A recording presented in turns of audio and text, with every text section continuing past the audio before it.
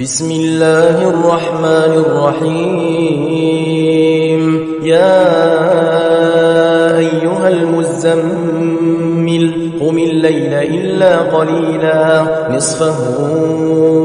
أو انقص منه قليلا أو زد عليه ورتل القرآن ترتيلا إنا سنلقي عليك قولا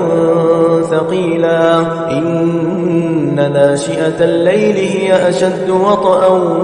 وأقوم قيلا إن لك في النهار سبحا طويلا واذكر اسم ربك وتبتل إليه تبتيلا رب المشرق والمغرب لا إله إلا هو فاتخذه وكيلا واصبر على ما يقولون واهجرهم هجرا جميلا وذرني والمكذبين أولي النعمة ومهلهم قليلا إن لدينا أنكالا وجحيما وطعاما ذا غصة وعذابا أليما يوم ترجف الأرض والجبال وكانت الجبال كثيبا مهيلا إنا أرسلنا إليكم رسولا شاهدا عليكم كما أرسلنا إلى فرعون رسولا فعصى فرعون الرسول فأخذناه أخذا وبيلا فكيف تتقون إن كفرتم يوما يجعل الولدان شيبا السماء منفطر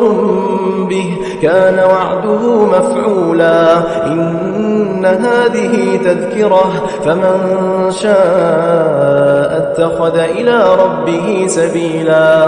إن ربك يعلم أنك تقوم أدنى من ثلثي الليل ونصفه وثلثه وطائفة من الذين معك والله يقدر الليل والنهار علم أن لن تحصوه فتاب عليكم فاقرؤوا ما تيسر من القرآن علم أن سيكون منكم مرضى وآخرون يضربون في الأرض يبتغون من فضل الله وآخرون يقاتلون في سبيل الله فاقرؤوا ما تيسر منه وأقيموا الصلاة وآتوا الزكاة وأقرضوا الله قرضا حسنا وما تقدموا لأنفسكم من خير تجدوه عند الله هو خيرا وأعظم أجرا واستغفروا الله إن الله غفور رحيم